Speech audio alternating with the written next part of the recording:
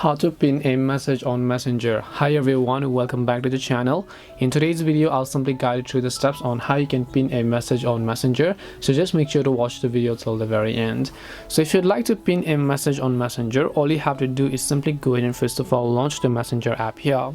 Now just head over to a specific chat, and let's say while you're talking to them you want to pin a specific message to the top of the chat page.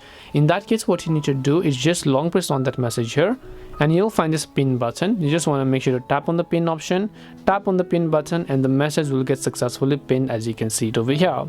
So this is the way on how you can pin a message on Messenger. Hope this video was very helpful to you guys, and if it did help you, then make sure to leave a like and subscribe to our channel. If you have got any more questions, queries, or doubts, feel free to also leave them down in the comment section. Thank you very much for watching till the end of this tutorial, and see you soon in our next video.